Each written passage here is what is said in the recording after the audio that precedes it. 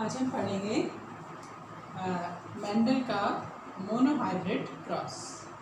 Mendel ने अपने rules देने के लिए, रूल्स उसने किस लिए दिए थे? For pattern of inheritance. बहुत सारे एक्सपेरिमेंट करे, इसमें से सबसे पहला एक्सपेरिमेंट उसने क्या करा? Monohybrid cross. ये है आपका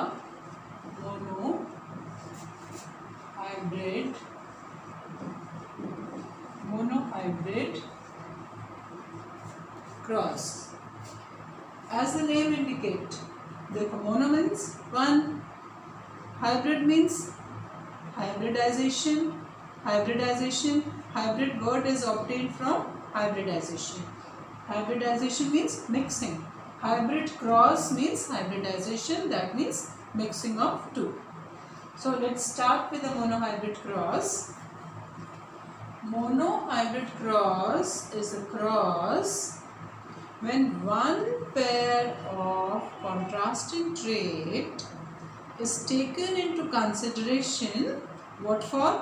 To study the pattern of inheritance.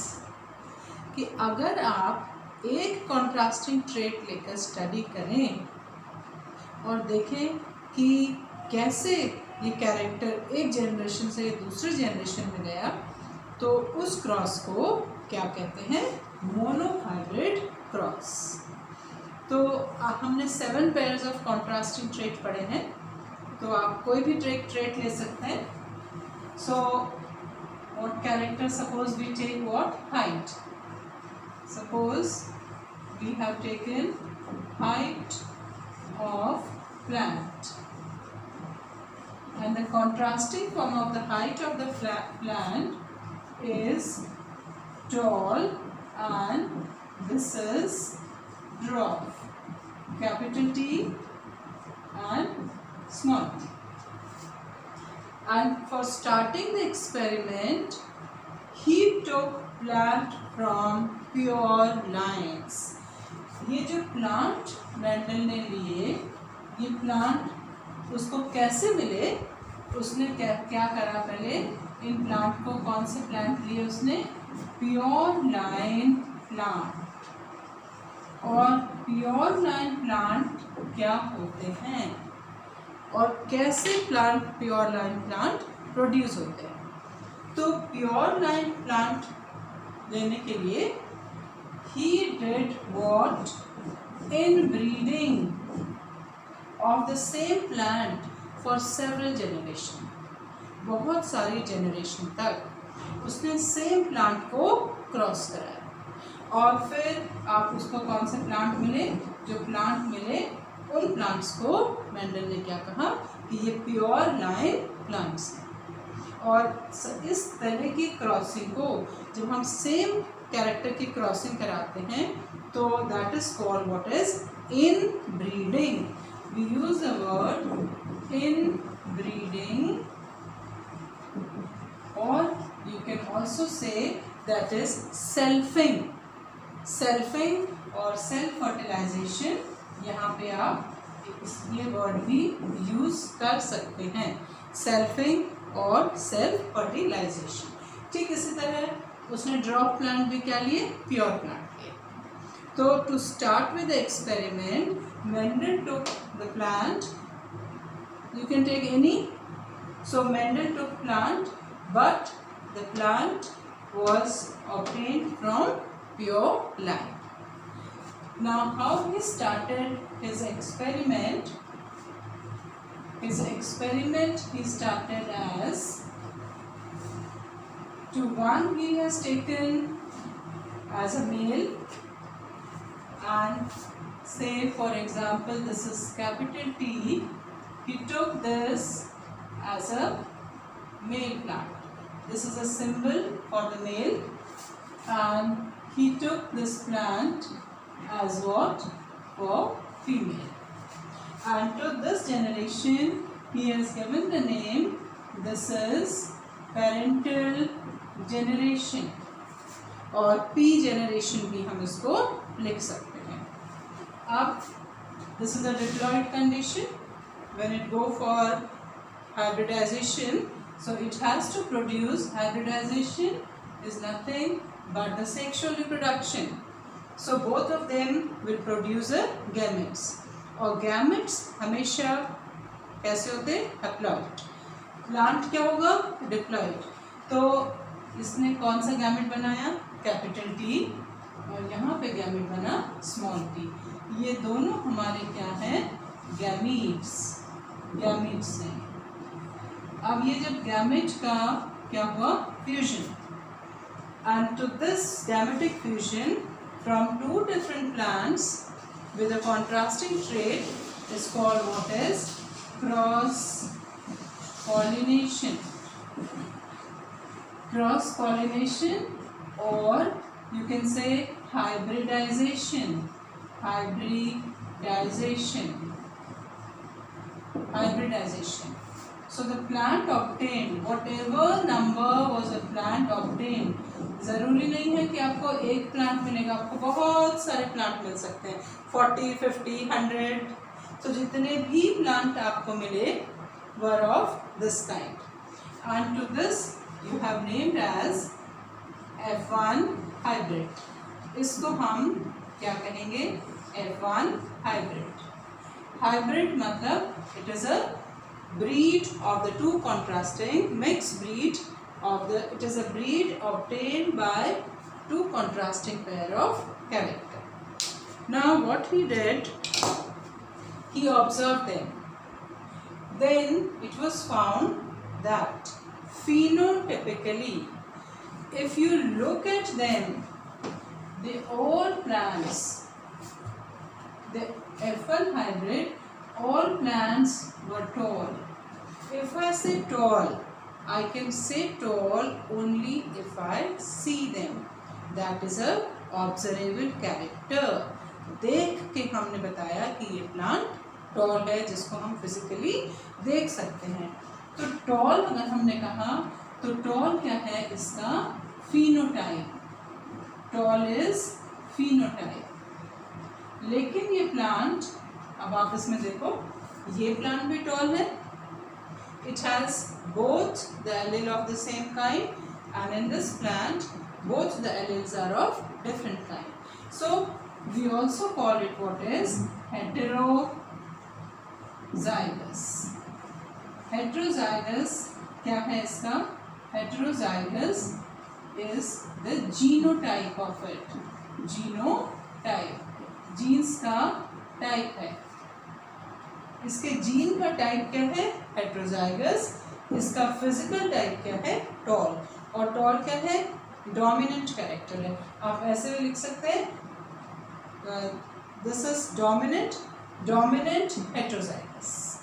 या फिर अगर आपको स्पेसिफाई करना है तो आप लिख सकते हैं tall heterozygous. But heterozygous is a genotype and tallness is a phenotype. So this is F1 hybrid. और ये कौन सा पॉलिनेशन है? Cross pollination, hybridisation. और यहाँ पे एक चीज़ मैं और बताना चाहूँगी. F1 stands for first filial generation. Filial generation. Filial generation का मतलब होता है next generation. Generation of daughters and son. Filial means our next generation. So, but this generation was what? Hybrid. Now, next what we did, so we have seen that there was a cross between the two parents having contrasting form of the trait.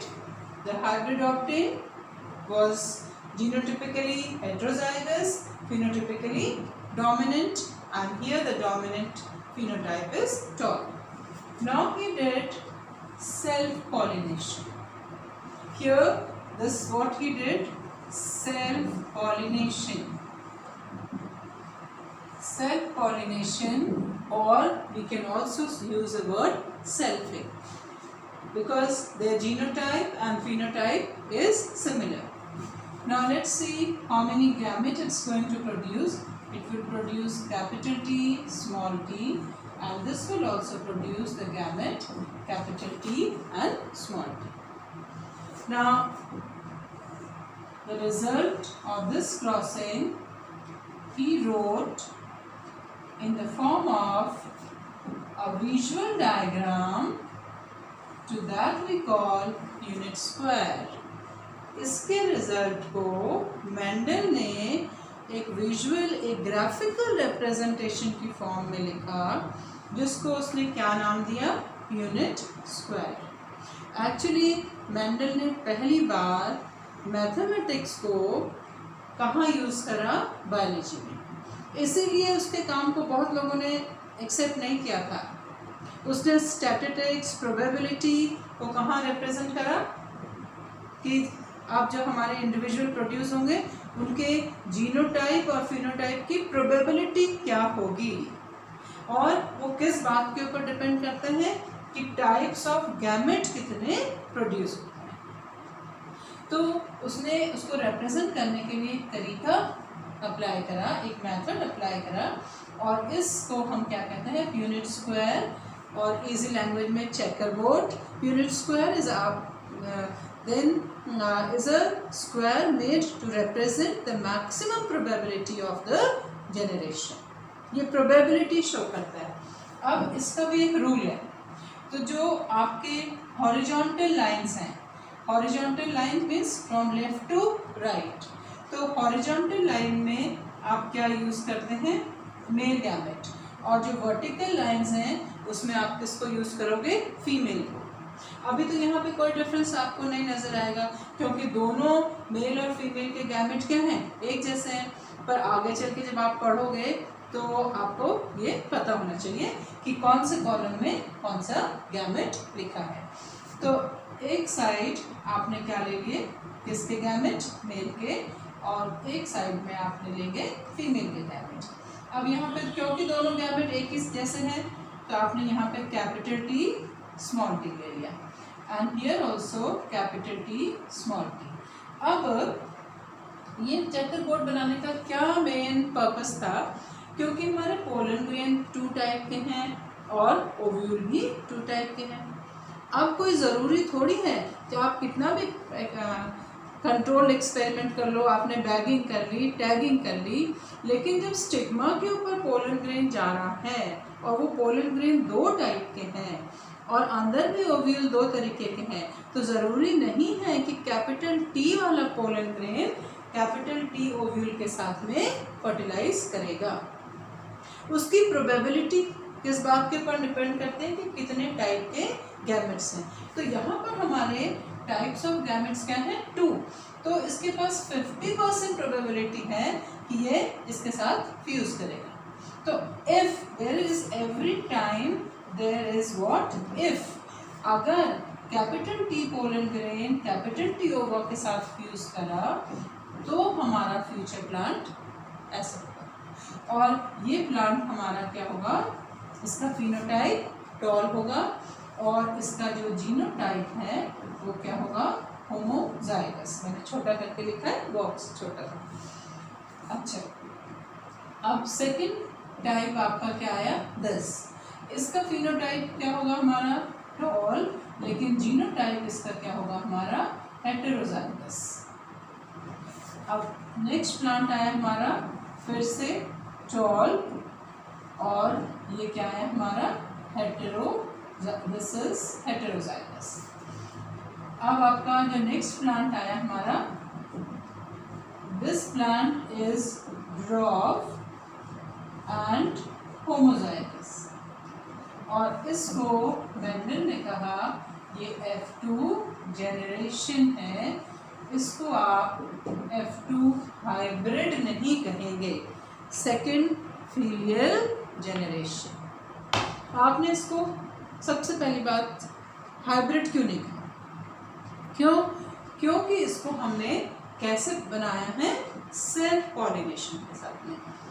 इनको हमने hybrid कहा क्योंकि ये दोनों क्या थे? Contrasting character.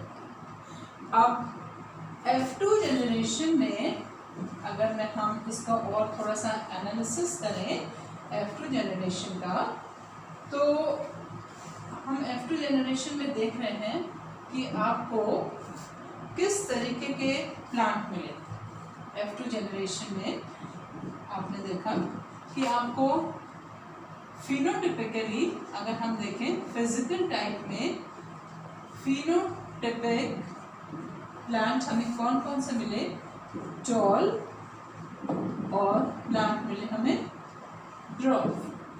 तो हमको कितने, सपोज इफ इट इज 100%, तो 1 2 3 75% प्लांट हमें क्या मिले, टॉल, और 25% प्लांट क्या मिले, ड्वार्फ। तो इसके बाद अगर हम रेशियो सिंप्लीफाई करें तो क्या आया, 3:1। और अगर मैं, तो this is the ratio of what, phenotype. So इसको हम कहते हैं phenotypic ratio. If I look the ratio of genotype, genotypic ratio, the ratio of genotype, how many genotype you have obtained?